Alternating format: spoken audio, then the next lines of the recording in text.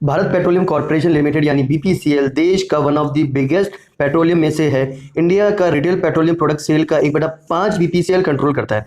Government के लिए ये एक प्रॉफिटेबल वेंचर था और है भी। प्रॉफिटेबल क्यों कह रहा हूँ, इंटरनेशनल क्रूड ऑयल प्राइसेस के ऊपर भारी टैक्स लगाकर उसको डबल दाम में बेचने वाली गवर्नमेंट ऑयल प्राइस का फॉल से कितना पैसा कमाती है ये आप सबको पता है। जो पेट्रोल प्राइस आज के डेट में 60 रुपये लीटर है, उसका 88 रुपये लीटर बनाने के बेचने के बाद गवर्नमेंट ये नहीं कह सकती कि ये धंधा घाटे का है।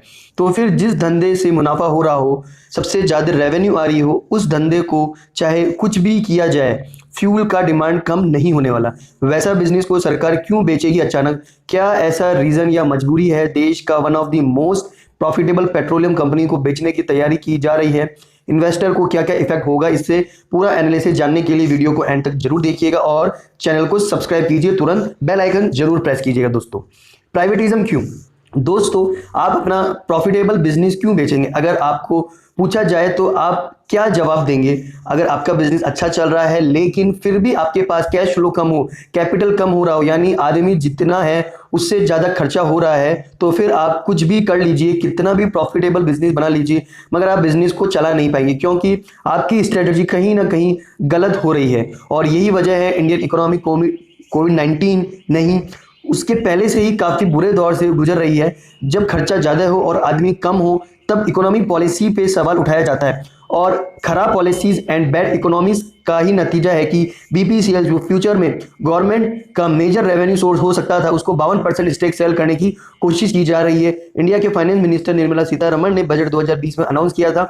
इंडियन गवर्नमेंट का टारगेट है कि 2.1 ट्रिलियन राइज करना है सिर्फ गवर्नमेंट कंपनीज का स्टेक सेल करके। इस सेल में बिकने वाली कंपनीज में बहुत सारी पीएसयूज यानी गवर्नमेंट कंट्रोल बैंक्स हैं, रेलवेज का प्राइवेटिज्म होना है, बीएसएनएल और बीपीसीएल का भी, एलआईसी का भी प्राइवेटिज्म होना है। यानी सीधी सी बात यह है कि जब कैश कम है, खर्चा ज़्यादा है, तो कंपनी सबसे ज़्यादा प्रॉफिटेबल है अभी तक, उनको बेच के पैसा उठाया जाए। इसमें प्रॉब्लम कहाँ आ सकती है और कहाँ तक आपको और मुझे तकलीफ हो सकती है, ये अच्छे से समझना जरूरी है। तो आइए इसको समझते हैं।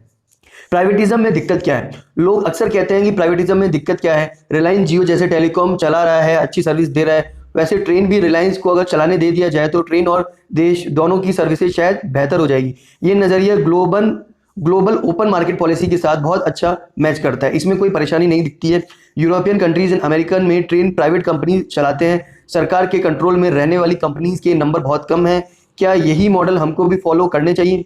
सबसे बड़ा प्रॉब्लम इसमें यह है कि अपने देश क्रंच को संभालने के लिए अगर हम अपने एसेट्स को बेच दें तो वन टाइम सॉल्यूशन होगा। अगली बार जब आपको फिर से ऐसा सिचुएशन फेस करना पड़ेगा तब आप कुछ और बेचेंगे और फिर ऐसा करते करते घर का सारा सामान जब बिक जाएगा तो आप फिर से कैश के लिए उधार पे डिपेंड करना पड़ेगा। गवर्नमेंट कैश में गवर्नमेंट को जो टैक्स डिपेंड करना पड़ेगा और पूरा पैसा, और गवर्नमेंट अगर प्राइवेटिज्म कंपनीज को फॉलो करेगी या अगर प्राइवेट कंपनीज करेगी, अगर सरकार कोई ऐसी रिस्पॉन्सिबिलिटी नहीं लेगी तो फिर उनका काम क्या, बस टैक्स एक्सेप्ट करना ही होगा। पॉलिसी डिसीजन लेने के लायक कुछ बचेगा ही नहीं क्योंकि सब कुछ प्राइवेट हो चुका होगा।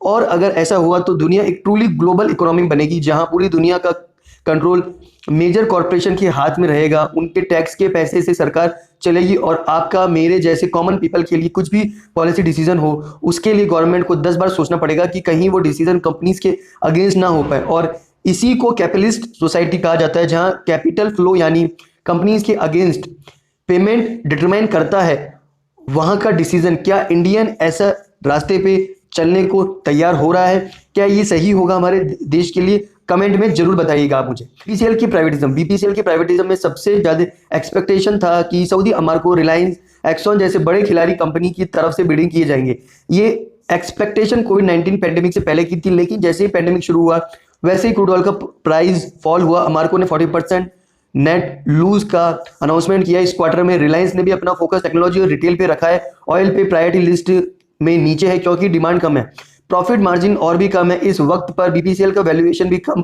होता दिख रहा है। सरकार ने अनाउंस किया है उनको कुछ प्रीलिमिनरी एक्सपेंसेस ऑफ इंटरेस्ट आया है कुछ इंडियन प्राइवेट प्लेयर्स की तरफ से, अभी तक इनको देखा नहीं गया है। इनको एग्जामिन करने के बाद बिडिंग के लिए इनवाइट किया जाएगा और सबसे अच्छे बिडर को बीपीसीएल का 52% स्टेक सेल कर दिया जाएगा।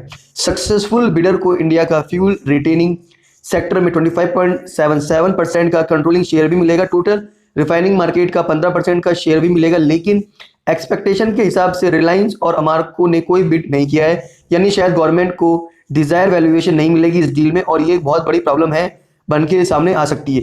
तो आगे क्या होने वाला है दोस्तों सबसे इंपॉर्टेंट ये है कि आप सब ये समझ लीजिए कि प्राइवेटिज्म कोई पक्का सॉल्यूशन नहीं है।